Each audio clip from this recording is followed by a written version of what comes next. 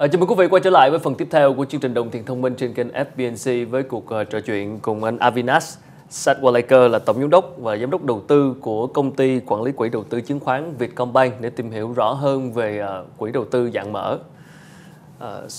Why should investors consider investing in an open-end fund? You know, it's a very good question because one of the things that investors do right now is invest their assets in different places so that they can get a return.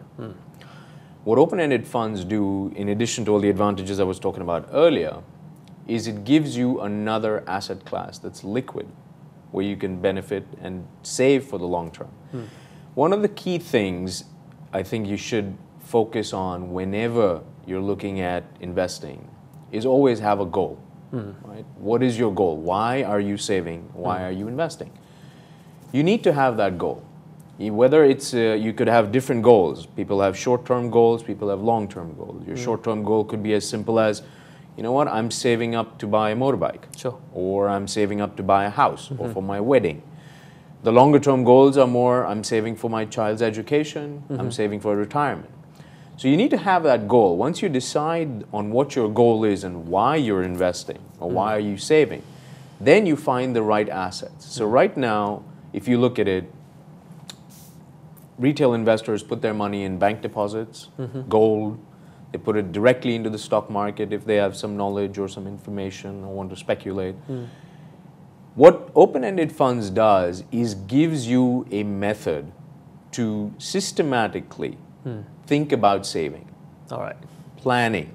And the other thing is it's very well regulated. So the State Securities Commission of Vietnam regulates the open-end fund industry. Okay. So it's very well regulated, and there's the one paramount issue that the SSC focuses on is keeping the investors safe. Okay, it's good to know. So, I mean, I know recently VCBF received a certificate from the State Security Commission, the SSC, approving the establishment of something called VCBF Tactical Balance Fund. Correct. Why is this called balanced? Sure.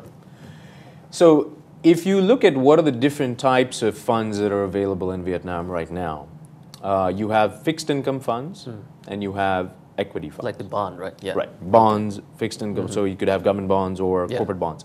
Pretty stable income. Exactly. So that's for your stable With income. low return.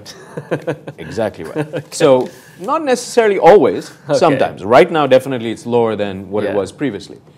But what balance is literally, as the name suggests, is tries to balance between those two asset classes. Okay. So you take fixed income and you take equities. And the reason we decided on doing that was because we did a lot of survey work before we decided on launching the type of fund we were looking at. And what we found was that most investors that we would target were interested in making sure that their capital was safe, but at the same time wanted to have the benefit of any of the upside that occurred in the Vietnamese capital markets. So what we found was that creating this balanced fund product was the perfect solution for it. So what is also important to remember is that it's a tactically balanced fund. So the word tactical, what that means is, if I was to say balanced fund, you'd naturally think 50%, 50%. Yeah. Well, what we're saying is that we tactically balance it in the sense that we take anywhere from 25% to 75% in any one asset class. So depending on our view of the economy, depending on our view of what kind of companies we can invest in, we will shift that allocation between 25% if we find nothing in any particular asset class, to if we find a lot of good ideas, we take it up to 75% of the portfolio.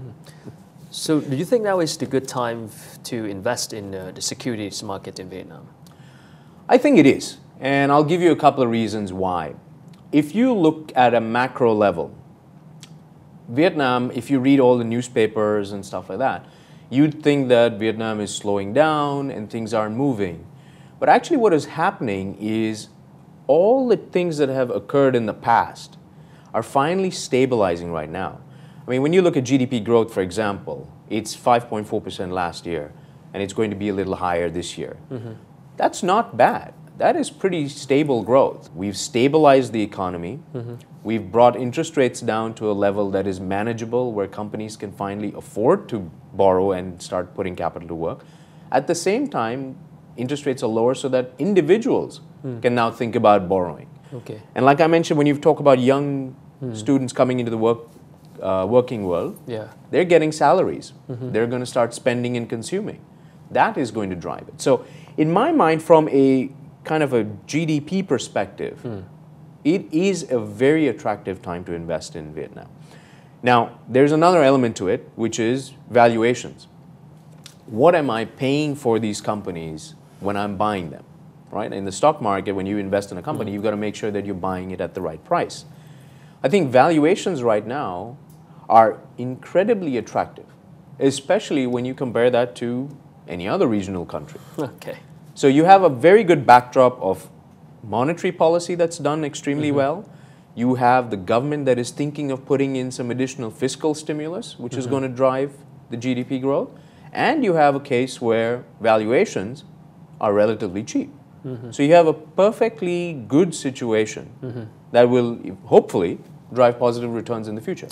And an open-end fund to consider as well. Absolutely. All right, thank you for sharing it out. I'll get back to that after a short break. Vâng, vừa rồi là những chia sẻ của anh Avinash Satwalekar, là tổng giám đốc và giám đốc đầu tư của công ty quản lý quỹ đầu tư chứng khoán Vietcombank. Chúng tôi sẽ còn quay trở lại sau một phút giải lao.